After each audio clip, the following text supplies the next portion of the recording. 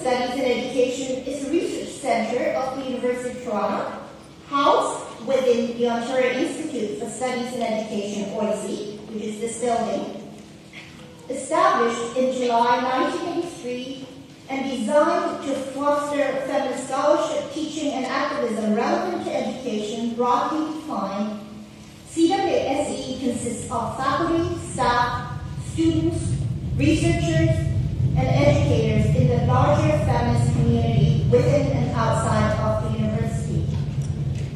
As well as making space for feminist scholars and activists and supporting the work of community organizations, we are the home of two internationally renowned programs, Dame Nita Barrow Distinguished Visitorship, which hosts a feminist leader from the Global South at CWSE each year. And this year lecture will take place later on in the month, and there'll be handouts outside for you to pick up if you're interested in returning to yet another amazing event. And the second program, internationally renowned program that we house, is the International Women's Human Rights Education Institute, WHRI. This is an educational program for international women's human rights defenders that attracts women from around the globe.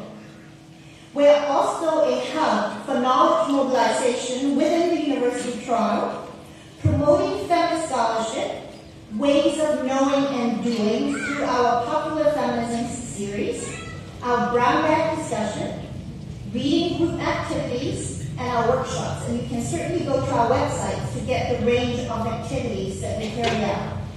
We carry out these activities with a very modest budget from OISE.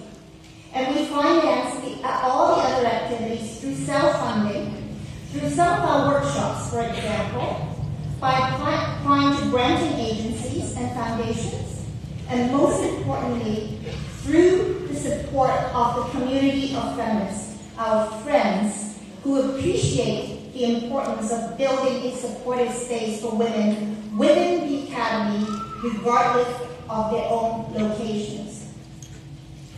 Today, in addition to welcoming you to this event, I have the tremendous pleasure of welcoming Vandana Shiva, Alda Facio, to internationally renowned feminist knowledge creators and activists, as well as Diana Longboat, who is going to begin our evening with a Thanksgiving ceremony.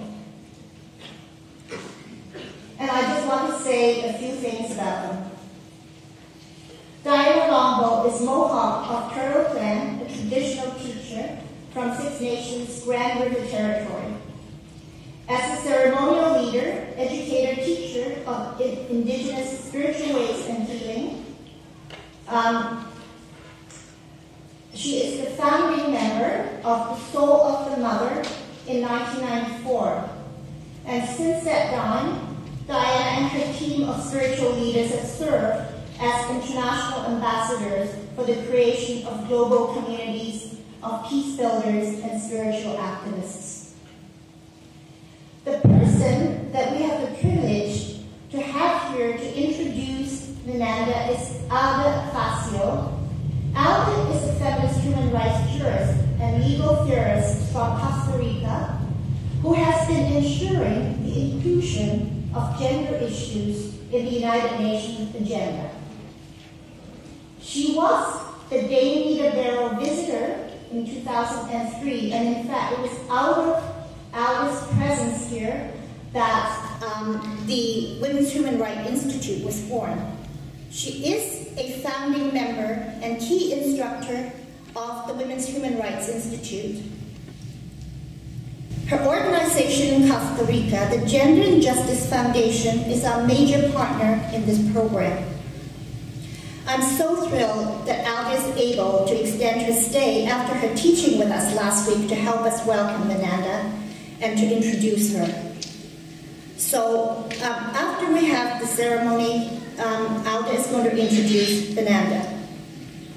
Hosting such a large event stretches the existing capacity of the center because of our limited budget and human resources. We couldn't have pulled this event off without the amazing effort of many individuals who I'm trying to thank here. Topping the list is Angela Leibel, the Executive Director of WHRI, the Women's Human Rights Institute, whom you've already met. She was the one who was directing traffic and giving you instructions as to where you should sit. She was the one who ran into Vandana Shiva in India earlier this year and found out that Vandana would be in Canada in the fall, receiving an honorary doctorate from the University of Toronto. Angela explained to Vandana our precarious existence and our desire to create and build a space for feminist research and activism. And then Vandana, in sisterly solidarity, asked how she could help. This conversation was the seed that blossomed in the current event. Without Angela's commitment and fast thinking, this event would never have taken place. She deserves our sincerest thanks.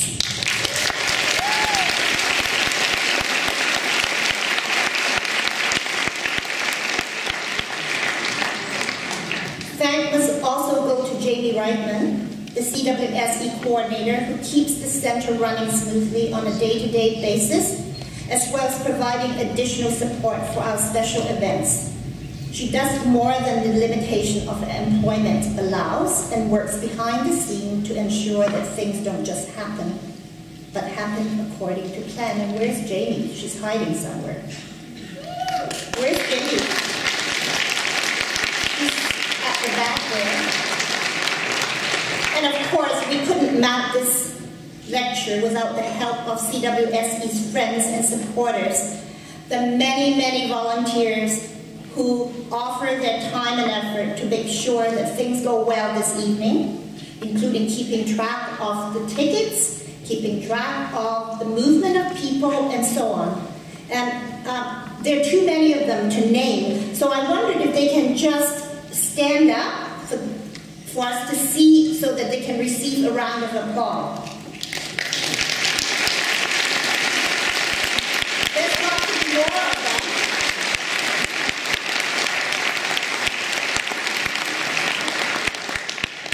Thank you so much. Finally, I cannot stop without emphasizing the fact that Vandana's and Alda's presence, as well as Diana's here, attest to the power of the feminist movement. And of course, I've lost the page in my note, so let me do that sentence again. I cannot stop talking without drawing attention to the fact that,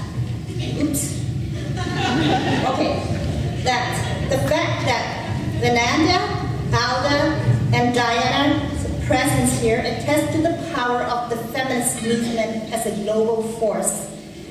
Regardless of where we reside, either in the global north, south, or north, and regardless of the differences amongst us, we recognize that as women, we share certain common conditions, and we must support each other if we are truly committed to creating a world where women, men, and children live in equality, peace, and harmony. Although we can debate our ideas of how best to affect change and challenge each other, we do so not in competition and criticism, but in the spirit of solidarity. I thank Vandana, Alda, and Diana for their friendship and support, and look forward to our continued collaboration in the future. I'll just quickly walk you through the sequence of the evening. I'm now going to hand the stage over to Diana, who is going to conduct a Thanksgiving ceremony with us. And then Alda is going to come on and introduce Vandana, and then of course Vandana will deliver her address. We will end with a few words from Angela Leibel, who will explain to you more of our Friends of CWSE initiative. You will find envelopes, those of you who are sitting, you will find envelopes on your seat or in front of the seats, right? That will give you a summary, but Angela will conclude the evening by giving you more detail. And there are also envelopes to be picked up, and I think that I don't have to continue because Angela's going to give you more information. So without further ado, let me call upon Diana and a friend to come. Sego Skanagoa, dear relatives. My name is Handagwas, and it means she's picking sweetgrass, which is the hair of Mother Earth and one of our sacred medicines. I have with me this evening Little White Bear, Jackie Ryan. And we come from Six Nations, which is a First Nations community that is about an hour and a half southwest of here. And in our homeland, in our territory, we share some of that land with the Mississaugas of the New Credit, who are Anishinaabe people. We are Haudenosaunee people.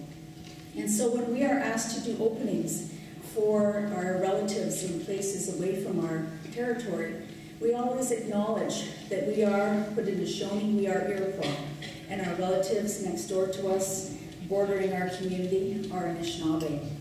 So this evening, we wanted to do an opening for you that is our traditional Thanksgiving address, that is done before all of our meetings, it's done before all of our social gatherings, it's done before all of our ceremonies. And it is done for an acknowledgement to the Creator, for the gift of life, for all of those things that He has placed here on our Mother that give us that life. And then Jackie and I are going to sing a song, and we want to honor the ancestors who walked this land for millions of years, not thousands of years, but for millions of years before we had our little toes touch the earth. So this first piece is to honor Haudenosaunee way of life and to give thanks.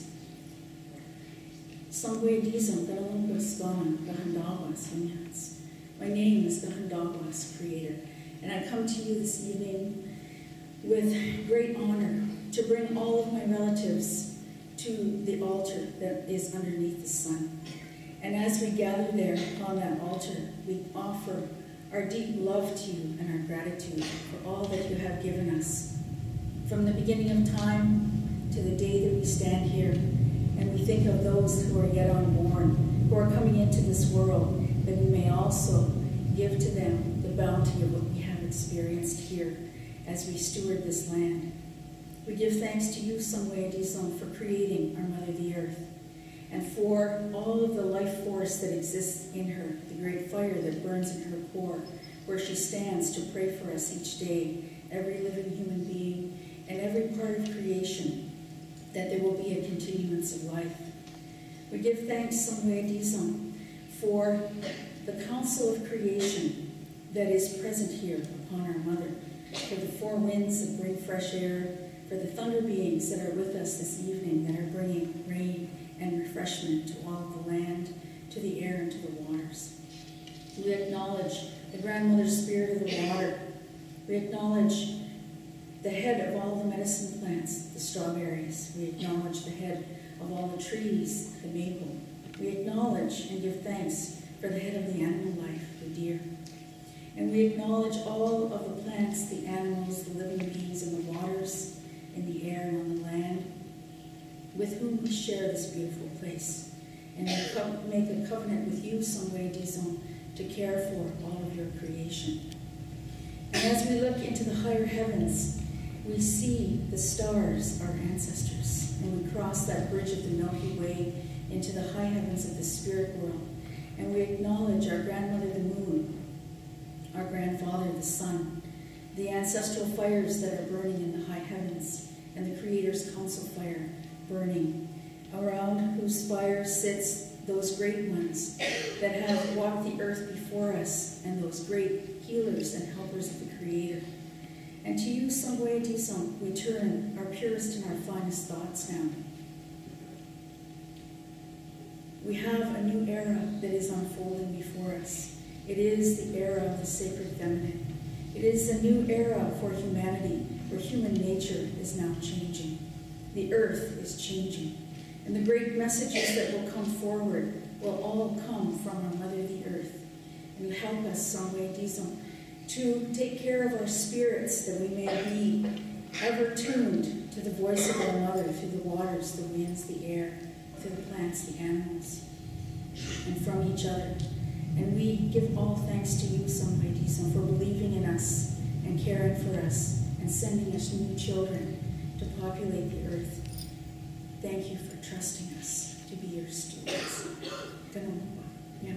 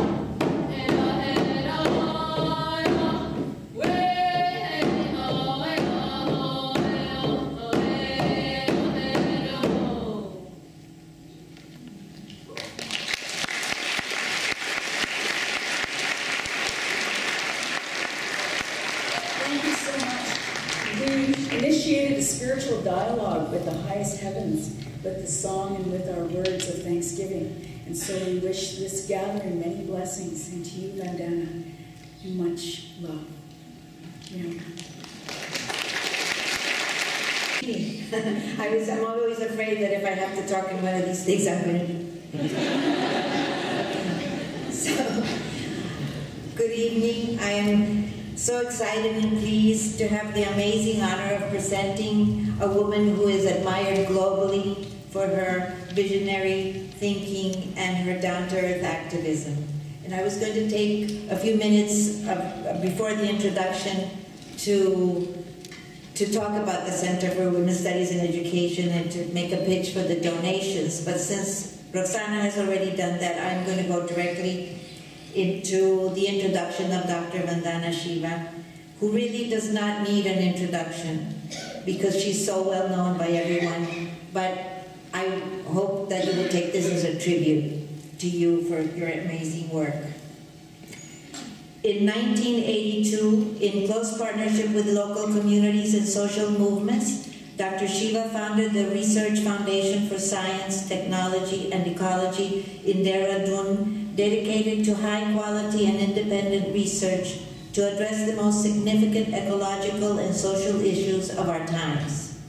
In 1991, she founded, and I don't think I can pronounce this correctly, but Vandana, a national movement to protect the diversity and integrity of native seed and the promotion of organic farming and fair trade. Vandana's efforts have resulted in conservation of more than 3,000 rice varieties from all over India and have established 60 seed banks in 16 states across the country. In 2004, she started an international college for sustainable living in Doon Valley in collaboration with the Shoemaker College of the UK. Dr. Shiva combines the sharp intellectual inquiry with courageous activism. She is equally at ease working with peasants in rural India and teaching in universities worldwide. Time magazine identified Dr. Shiva as an environmental hero in 2003, and Asia Week has called her one of the 5 most powerful communicators of Asia. Forbes magazine in November 2010 has identified Dr. Vandana Shiva as one of the top 7 most powerful women in the globe. I would say the most. Dr. Shiva has contributed in fundamental ways to changing the practice and paradigms of agriculture and food.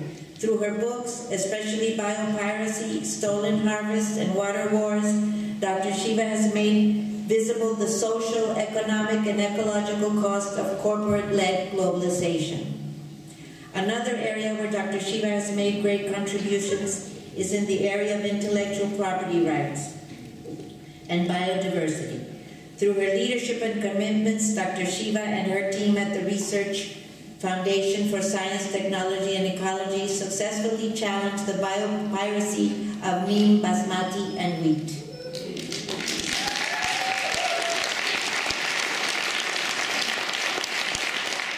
Biotechnology and genetic engineering are another dimension of Dr. Shiva's campaigning internationally. She has helped movements in Africa, Asia, Latin America, Switzerland, and Austria with their campaigns against genetic engineering. In 2003, with movements worldwide, she launched the Global Citizens Campaign on the WTO GMO dispute between the US and Europe.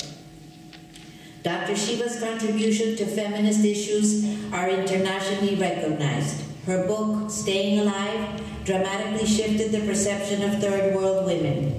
In 1990, she wrote a report for the FAO on women and agriculture entitled Most Farmers in India Are Women.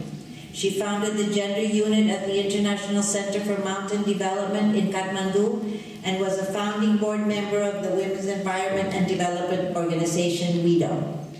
She initiated an international movement of women working for food, agriculture, patents, and biotechnology called Diverse Women for Diversity. Dr. Shiva advises governments worldwide and is working with the government of Bhutan to make Bhutan 100% organic. She is working with the governments of Tuscany and Rome to create a hopeful and livable future for youth in these times of crisis. Other books by Dr. Shiva, which are so inspiring to me, are Making Peace with the Planet, Soil Not Oil, Earth Democracy, Patents, Myth and Reality, Tomorrow's Biodiversity, Monocultures of the Mind, biodiversity, biotechnology, and agriculture, and of course, a must-read for all feminists, Ecofeminism, which she wrote with Maria Mais. In one of my favorite articles by Vandana Shiva, Empowering Women, she suggests that a more sustainable and productive approach to agriculture can be achieved through reinstating a system of farming in India that is more centered on engaging women. She advocates against the prevalent patriarchal logic of exclusion, claiming that a woman-focused system would change the current system in an extremely positive manner. Dr. Shiva has been a visiting professor and lectured at many universities and has received many honorary doctorates, as today she just received one from the University of Toronto, as well as so many awards that it would take me another 10 minutes just to name them. So I will just mention that she was awarded the Alternative Nobel Prize, the Right Livelihood Award, in 1993, and this year has received the Prism of Reason Award. Thank you so much, Dr. Shiva, for existing.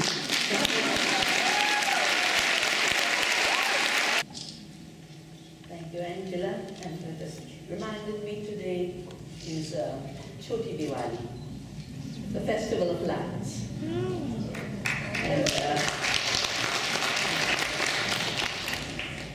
my mother used to even tell me that it's actually an ecological festival because the normal lamps we light are lit with mustard oil. And mustard oil now is established to be antifungal, antibacterial, and because the season is changing and there are lots and lots of insects prospering, so this, in a way, cleans up the atmosphere, makes it safe for you to prepare for winter.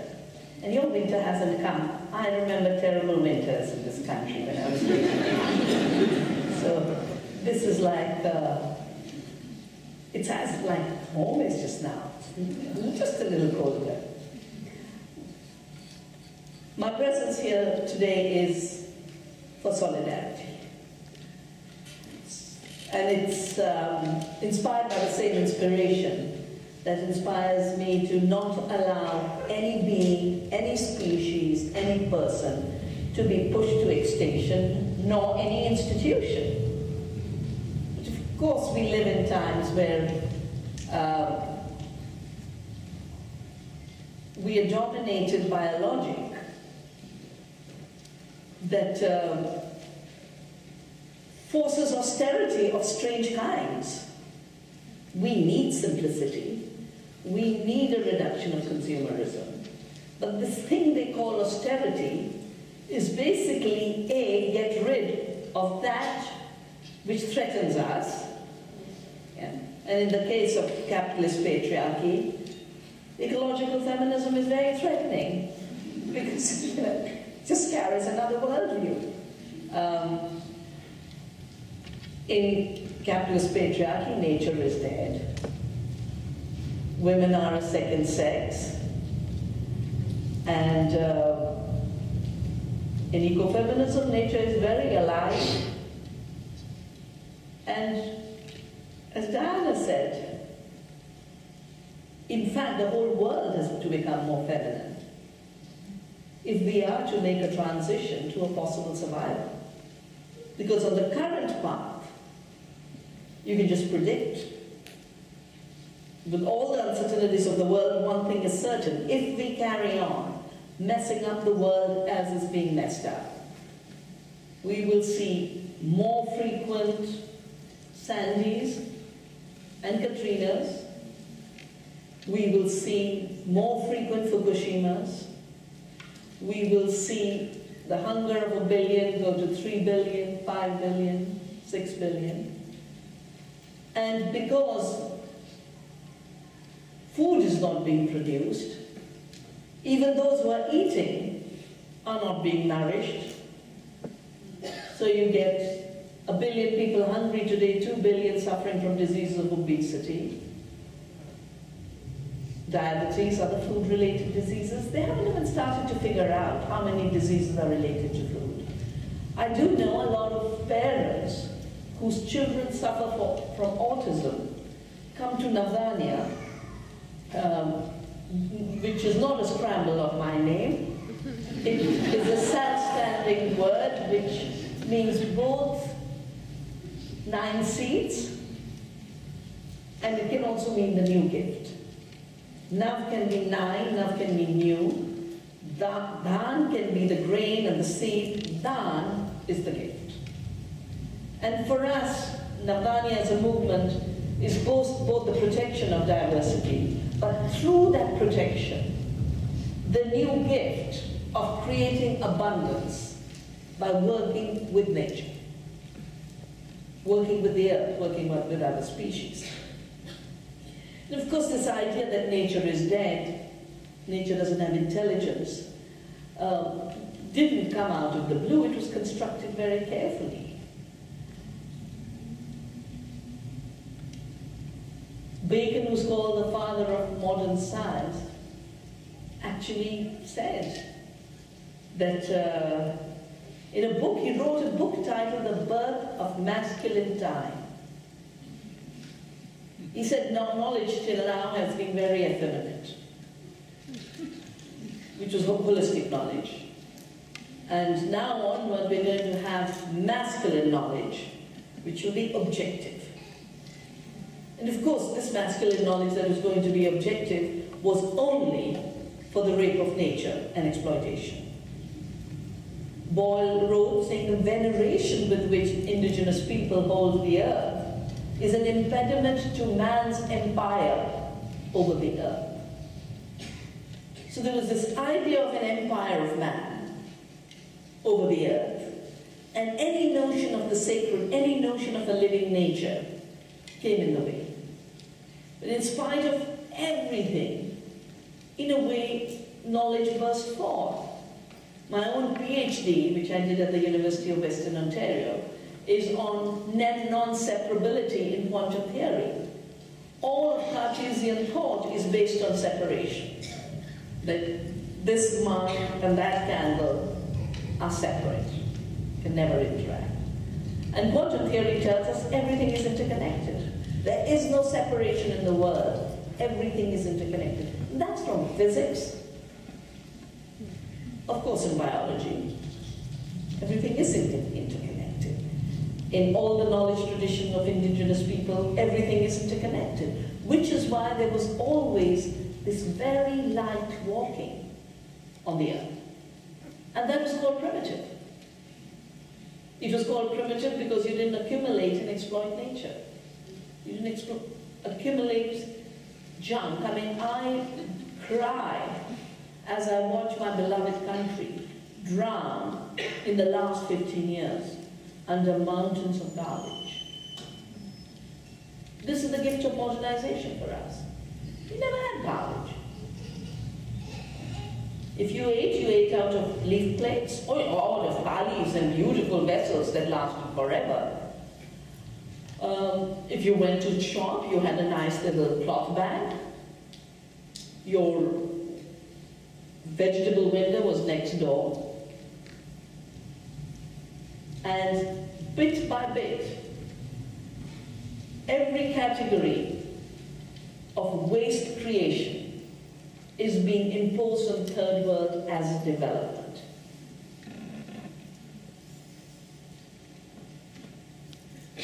At the level of knowledge, at the level of science, this has given us a very mechanistic view of the world, but also a very mechanistic view of society.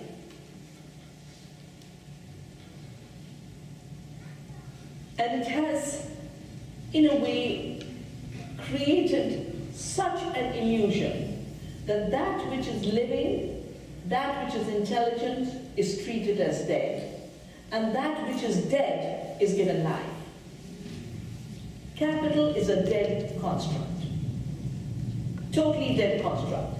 We imagine it in our heads, then we give it power, and by giving it power, we give the men who own capital power. And this project has now reached the stage where capital is multiplying itself as financial capital with no reflection. It's not that we've not had money before. We've had money. Even the most ancient cultures have a little bit of coins. But they were always a realistic exchange mechanism, a simplification of barter and exchange.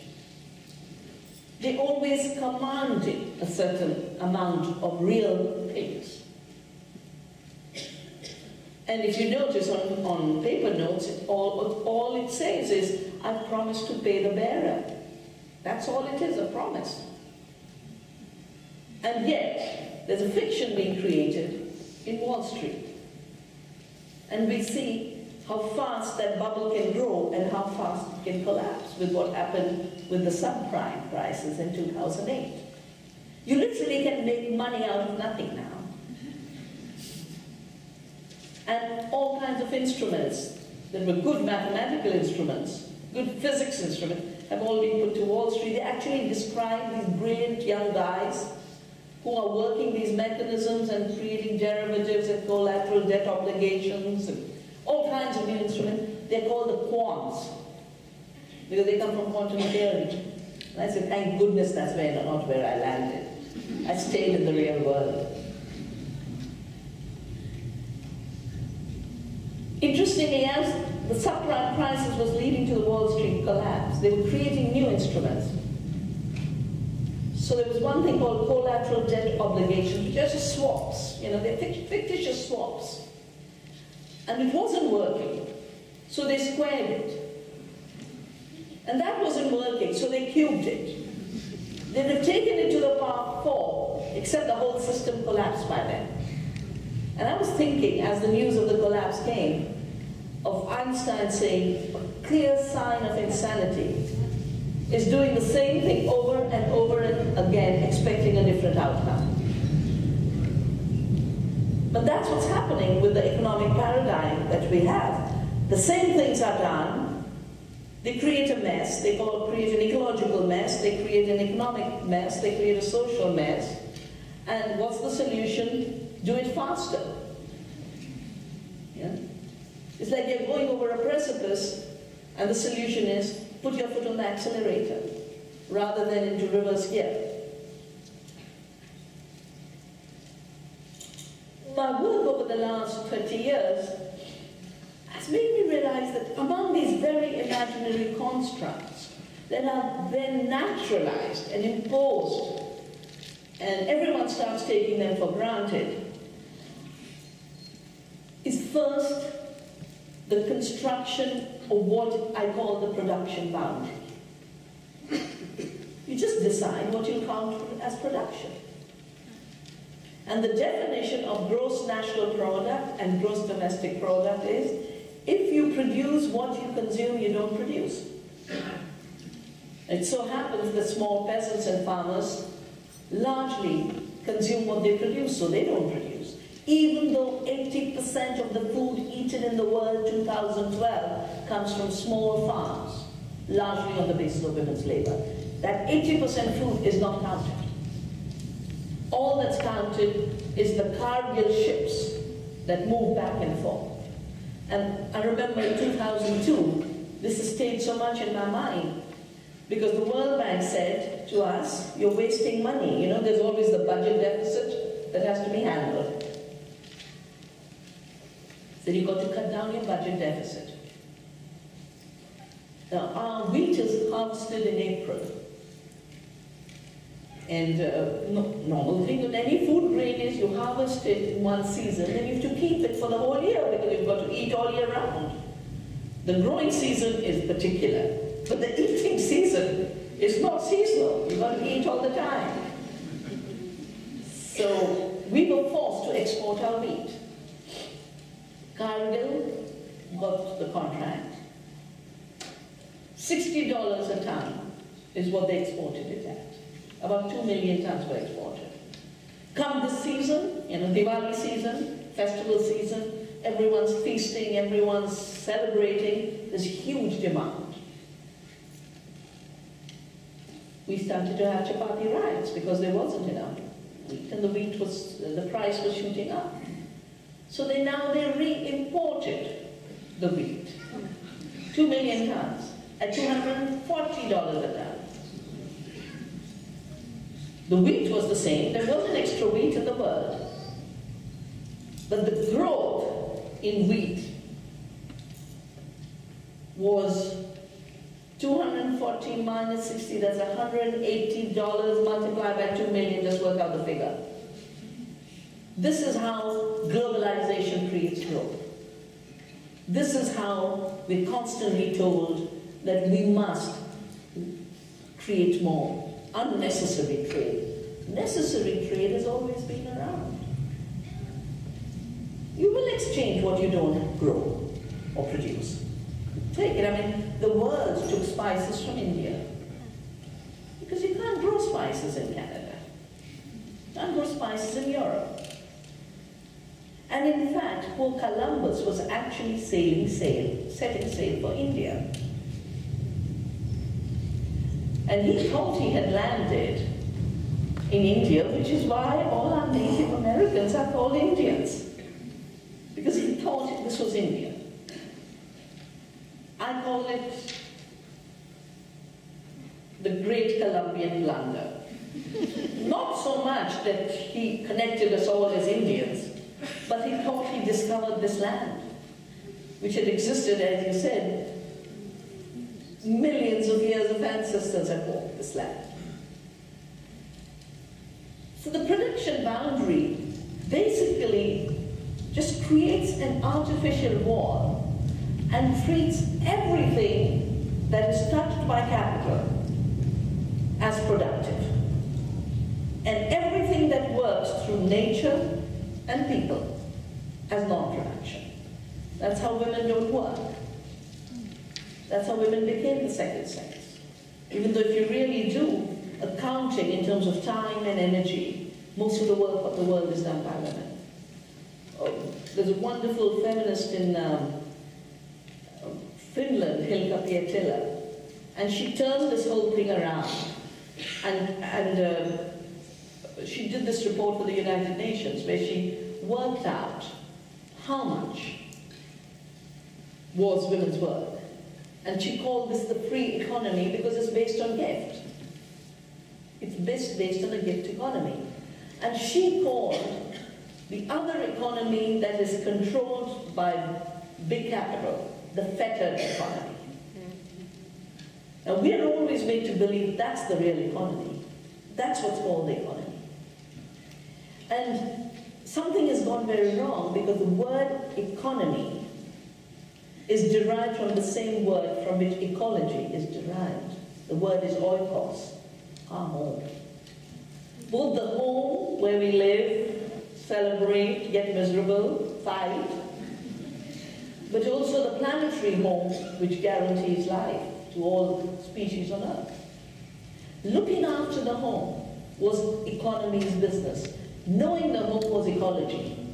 The knowledge of the household, the sounds of the household was ecology. Management of the household was economy. And of course, the best managers of the household had been women.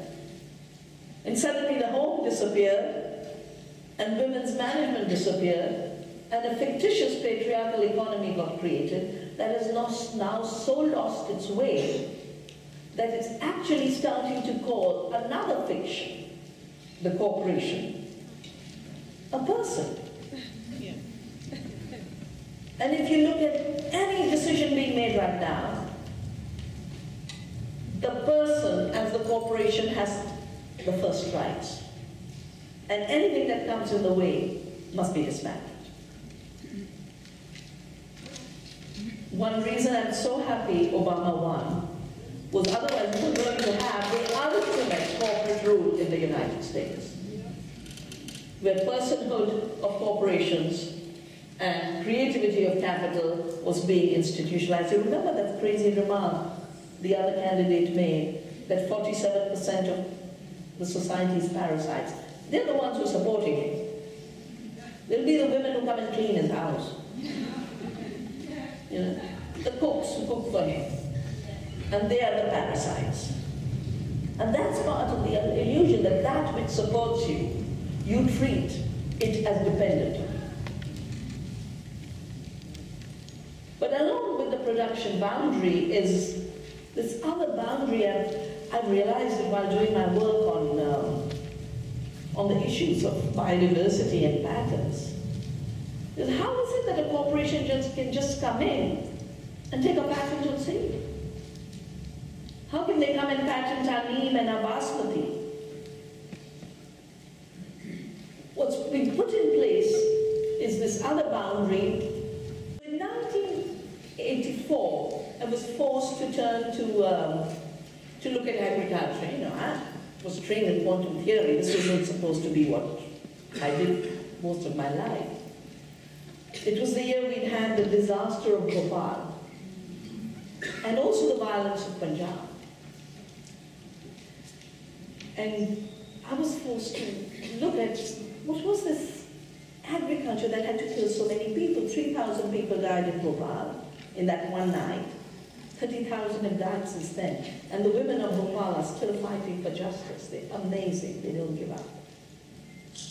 We've just brought out a new book called Poisons in Our Food. And the Bhopal movement sent us the photographs of the young children who are still being born with terrible birth defects because that toxin is still lying there. The gas leaked, but the waste is still sitting there, seeping into the water, poisoning the bodies of mothers and children. But Punjab, as you might know, is the land of the Green Revolution. So many of the people from Punjab migrated to this country. You might remember, I would think it was 1985, 86, in that period, the Air India flight taking off from Toronto blew up above Ireland. It is all part of this violence, an extremism that took over Punjab. The Green Revolution had been given a Nobel Peace Prize. And I saw a bloody Punjab. 30,000 people were killed in the violence of Punjab. So I just decided to go study, figure out what this thing called the Green Revolution was, and could not believe what I found out compared to the narrative. The narrative was, without the Green Revolution, India would have starved to death, it saved India, it fed India, etc. I was in my final year of school,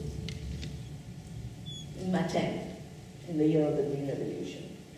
We weren't having a famine. We were having higher prices of food. And I remember it was sugar that was in shortage and not the wheat. But because that was the time we were building these giant townships with the industries, the steel plants, and for the labor in these places, obviously the food had to be made available cheap. We'd had a drought in 65, and that's why the prices were rising. And India asked the United States to send a little more wheat.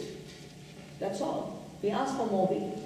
And we were told we couldn't have wheat unless we introduced chemicals in our farming. We had to change our agriculture. Our Prime Minister of that time, Lal Bahadur Shastri, refused. He said, I can't play with the lives of my farmers. We'll experiment. If it works for us, we'll adopt it. If it doesn't work for us, we won't take it. And he then died mysteriously in Tashkent. And the pressure continued, including the World Bank pressure. This Green Revolution was introduced. I realized at that time that basically what was called the Green Revolution was nothing but pushing seeds that had been adapted to chemicals. It was basically a chemical push. And which was the industry pushing these chemicals? The war industry. If you look at the names, I mean, you might have noticed California just had this vote on the Proposition 37, and look at the names: Monsanto, 7 million, DuPont, 5 million, BASF, 2 million, Bayer, 2 million, Dow, 2 million, Syngenta, 2 million. And of course, my favorite companies, Pepsi and Coke, are thrown in too. And we would wonder why they are worried about GMO labeling. Well, because all their drinks would have had to have a GMO label, because they use high fructose corn syrup from genetically engineered corn. But every one of these other companies, Monsanto, DuPont, BASF, Bayer, they're all war chemical industry. That's where they got born. That's where they got big. Then after the war, they said, oh, we're going to convert these chemicals that kill people into agrochemicals. And they fooled the world.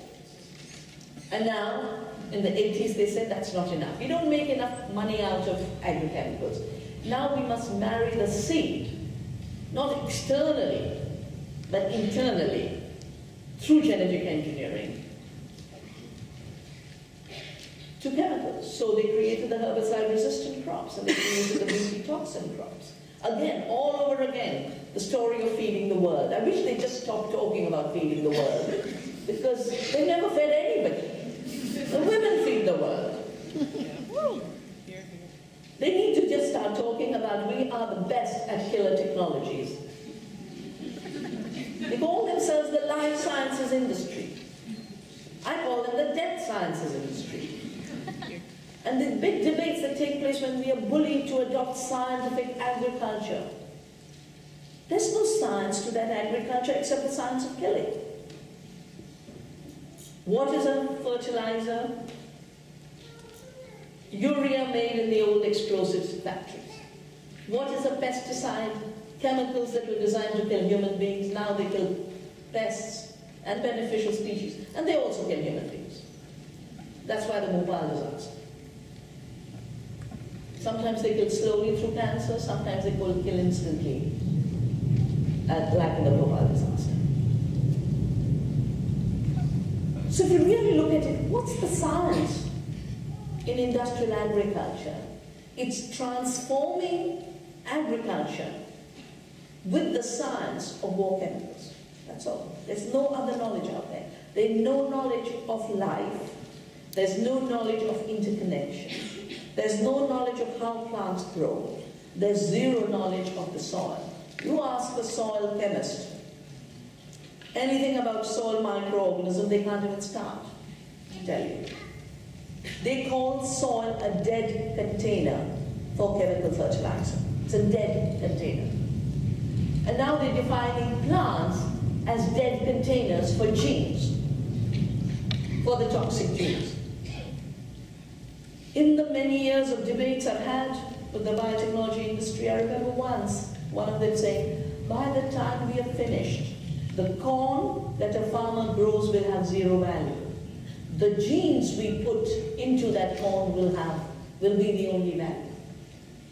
And you can see what's happening. The value of the products that farmers grow comes down by the day. And the price of the patented seed goes up by the day. So 1987, I happened to be invited to a meeting where the industry laid out its grand plans of genetic engineering, patenting seeds, and an international law to force patents, which they got into WTO in the GATT. And when the WTO was established in 1995, a representative of Monsanto went on record saying we were the patient, diagnostician, and physician all in one. We defined the problem, and for them the problem was that farmers are saving seeds.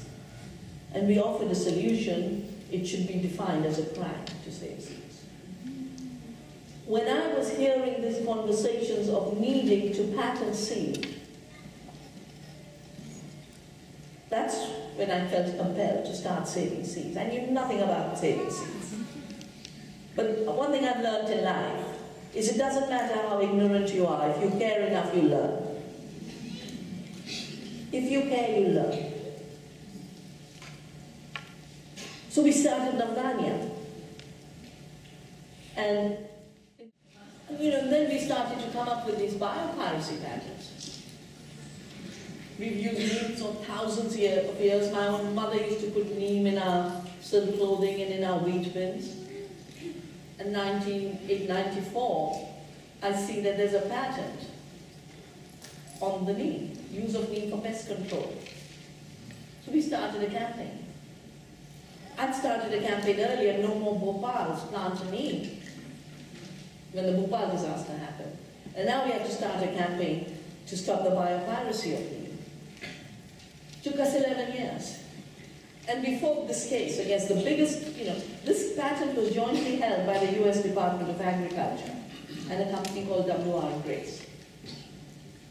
This company was the one that polluted the water outside Boston, and there's a whole film called The Civil Action based on that pollution. We fought this case totally on the gift economy. I did the work in India. The president of the Greens, Magda Albert, in Europe, and Linda Bullard, who used to be the president of the International Organic Agriculture Movement. We joined hands. They were in Europe. They could go to the hearings. Wonderful, wonderful patent lawyer called Dolder gave his services pro bono. And it took us 11 years. But we had that patent undone. As we did in the case of Basmati, as we did in the case of Monsanto's wheat. Monsanto took a patent.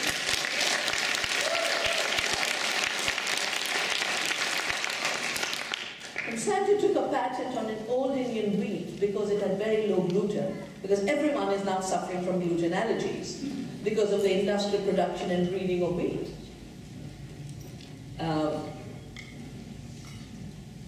But every patent on life is a virus, or one kind or the other.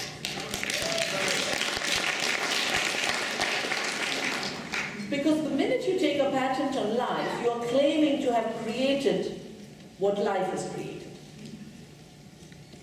It could be the healing properties of a plant, or it could be the nutritional qualities of a crop. None of that is created. The only thing Monsanto has created is shooting a toxic gene into a plant, for which they need to be punished for pollution, not rewarded with a patent.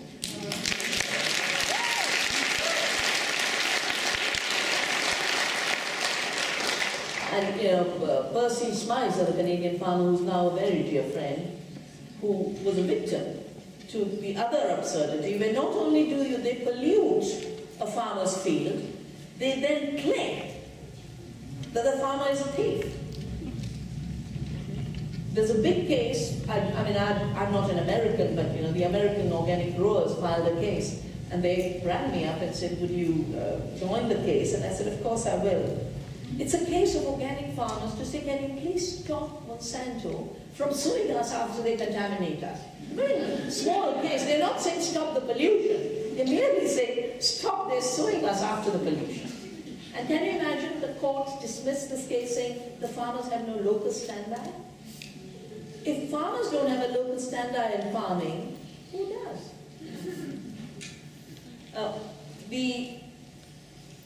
This creation boundary is an artificial construct that treats all of creation by nature, all of creation by people, all of creation by traditional societies as nothing. So if you remember, colonization took place on the legal construct called terra nullius. The land is empty. There might be Native Americans living there, but they're not really human beings because they're not white and they're not Christian. That was the criteria. If they're not white and Christian, then they're not people. The Aboriginal people of Australia, till a few years ago, were in Encyclopedia Britannica, were called the fauna and flora of the land. They weren't people. Now, terra nullius allowed the taking over of the land of people. What is happening today, I call it bio nullius. Life is empty. The plant has nothing till I steal it and patent it. A seed has nothing till I steal it and patent it. And then you take it further and say, it's not just not right that farmers save seeds. It's not right that seed reproduces. So we've got to put a terminator technology to stop its reproduction.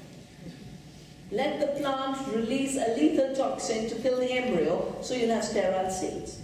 Now, of course it's wrong to create sterile seed, but it's doubly risky because these guys aren't doing a very good job at seed.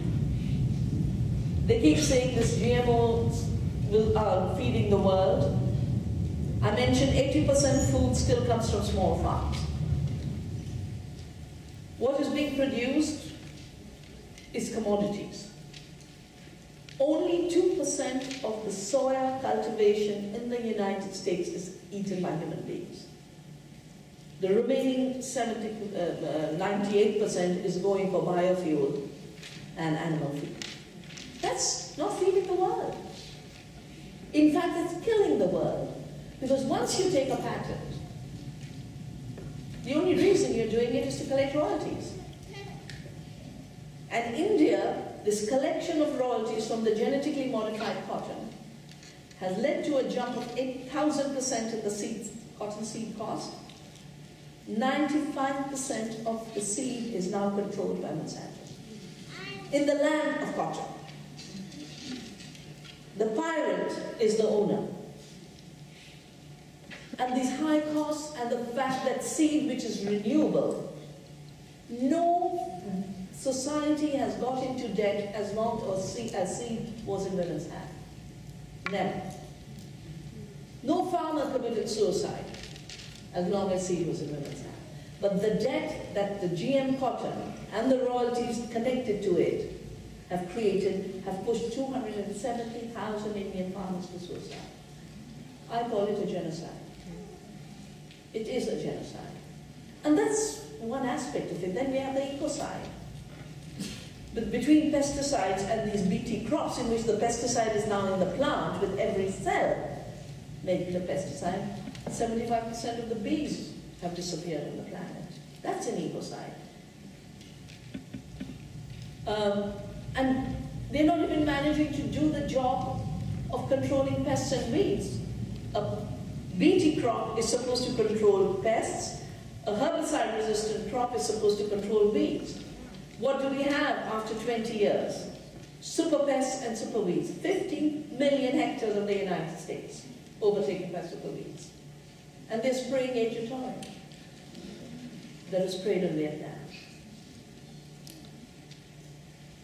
So this year we decided that we were going to globalize our campaign for seed freedom.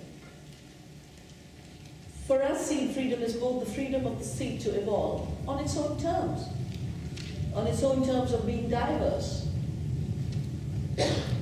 on its own terms of being able to multiply, distribute, renew, but also the freedom of the farmer to save seeds. How can the highest duty on earth be turned into a crime? It's unacceptable to us. And so in Vandana, our membership is based, we don't take money from our farmers. It's based on a simple little commitment. We have received this biodiversity of these seeds from our ancestors. And we owe it to future generations to protect it and hand it over in the richness and diversity with which we received it. We refuse to obey any law that makes our seed saving a crime. And we inspired in this.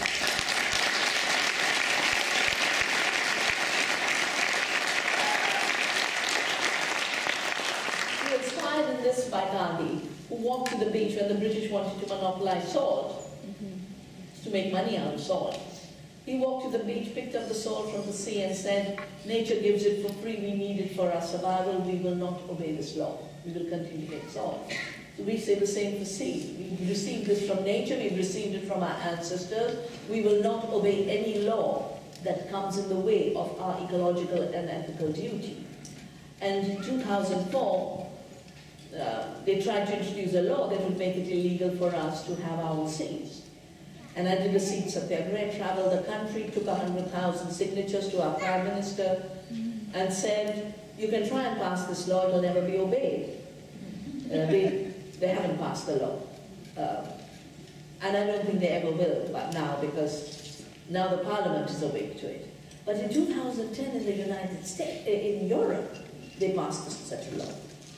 My friends are being sued. People who do the kind of work I do are being sued in Europe for saving seeds. Seed saving has been defined as a crime. Diversity has been defined as a crime. How do they define seed saving a crime? The seeds you're saving are not uniform. Like uniformity being imposed on the world might be a crime. That's where fascism comes out.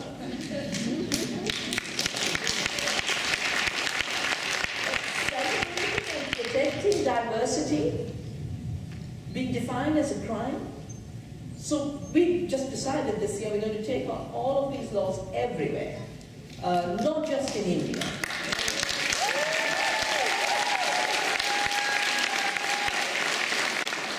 And this is where I hope all of you will join. Because the issue of seed is not just an issue of farmers. After all, we eat food that comes from seed. I know gardens are sprouting everywhere. I've also been sent an email by Angela that one garden in this town was uprooted. But the same mentality that treats seed saving as a crime and seed pollution as innovation is a mentality that treats a garden as illegal and pesticide and herbicide spray as wonderful. So, you know, there's a desperate need for therapy because insanity has taken over.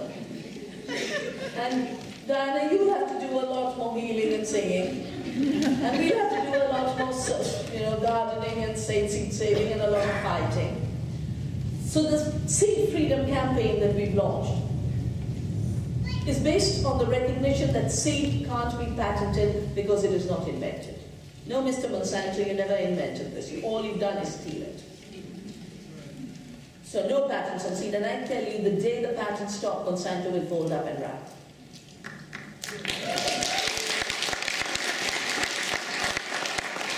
Of course, by the time it changes in international law, it'll be a while, but meantime we can start deciding in our own minds that we don't accept it.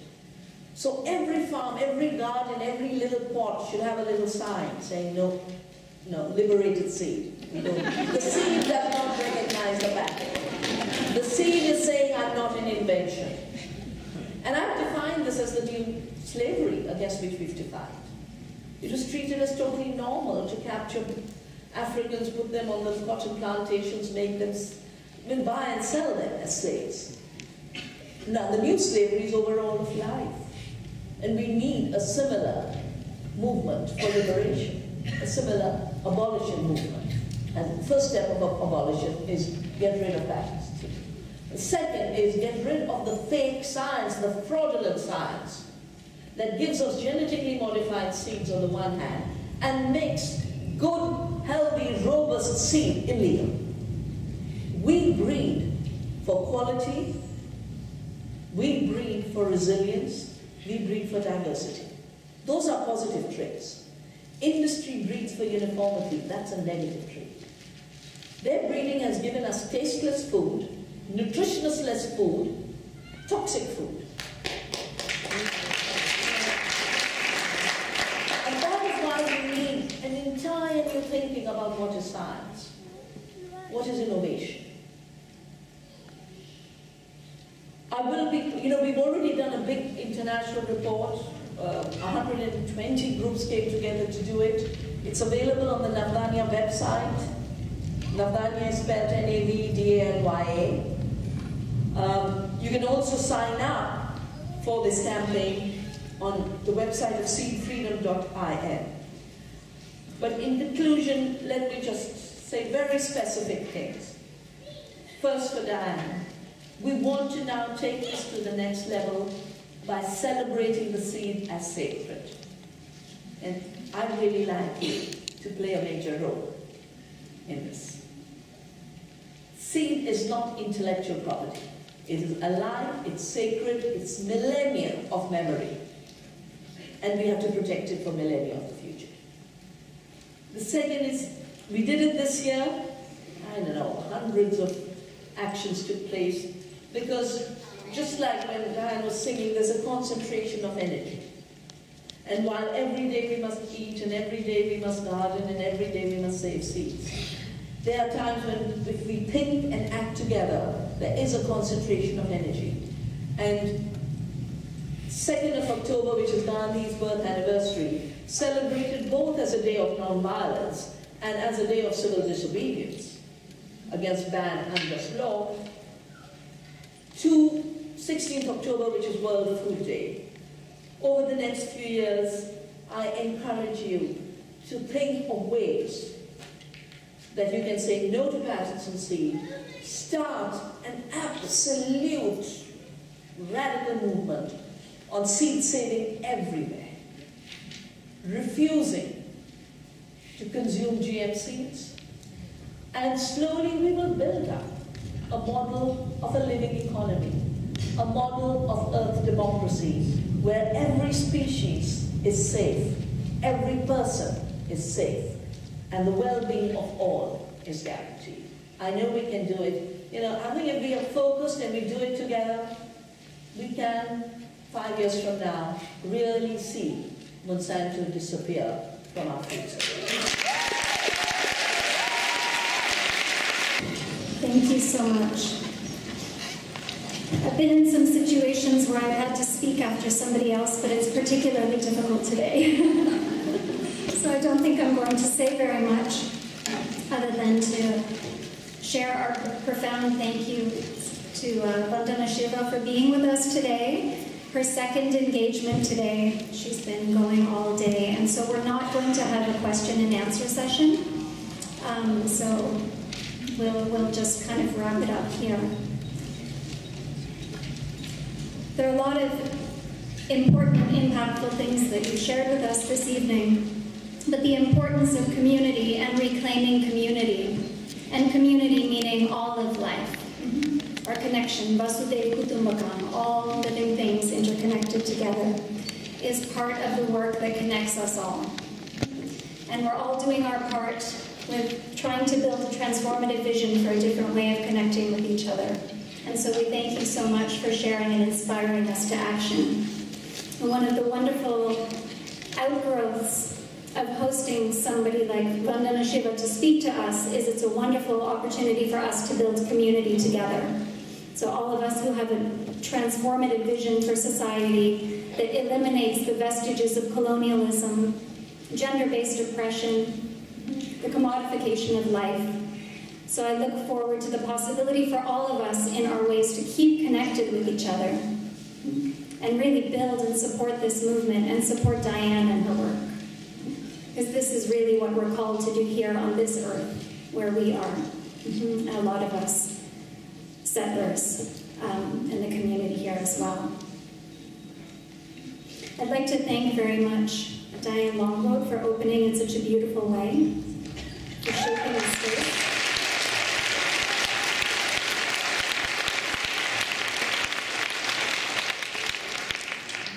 And just to note how important it is for all of us, whatever our traditions, to take those few moments to center and ground and find our connectivity and reinforce that web of connection we have between us.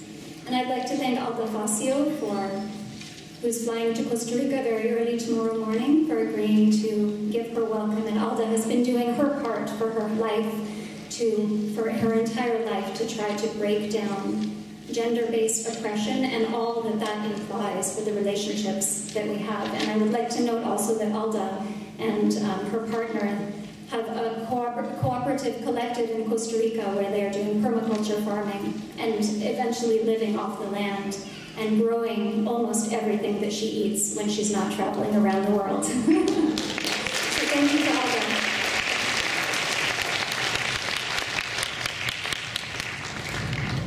So the final note that I'd like to make is about building community, and I'll mention it again because some of you didn't hear the original announcement, that part of what we envisioned for this evening with the opportunity of having Dr. Shiva here was to help build our network as a Center for Women's Studies and Education, both to support our own work and because we do a great deal of community outreach, and so we invite you to be involved in multiple ways. So one of the things you can do if you want to stay in touch with us is there's an envelope on the chair in front of you. If you record your email address and circle that you want to be added to our listserv, then you'll keep getting our notifications for these kind of events. As well, we're always needing volunteers, and we do a lot of collaborative work with the community to really share what kind of good stuff is happening outside of the university and within the university. Because we need our spaces to act in the world, and we need our spaces to theorize as well, and it's very important that we keep building those bridges, which is what the Center for Women's Studies and Education has been doing. In addition, if you would like to make a financial donation to support this event and the other kinds of events that we do that Roxana introduced at the beginning, we can give through the University of Toronto a tax-deductible receipt, which is why we've printed out all these envelopes. So you can fill that in, and on your way out, you can hand the envelope to a volunteer. Whether you use it or not, please give it to a volunteer because we will reuse the envelopes and keep those cycling around. The last announcement I'd like to make is that we have another distinguished guest with us this evening, who is Patricia Nalundi. Maybe Patricia, you can stand up for a moment. I won't make you speak, just stand up. This is Patricia Nalundi, who's from Kenya. And she's our current Dame Nita Barrow distinguished visitor. And Patricia is giving a lecture on November 21st at 7 p.m. here on campus about her work. She's just finished her term as the Executive Officer of the Kenyan Truth and Reconciliation Commission and is in residence here with us just for the semester. So she'll be giving a talk entitled The Same Song, Different Notes, Opening Truth Commissions to Women's Truths, and talking about her work in her part of the world to create justice and equality. So I'd invite you to that, and there are flyers available on the way out, or the information is always on our website. So thank you very much to all of the volunteers, faculty and staff, and everybody that has supported having this event here tonight. And thank you all of you for being so patient. And I'm very happy we got you all seats. And thank you very much.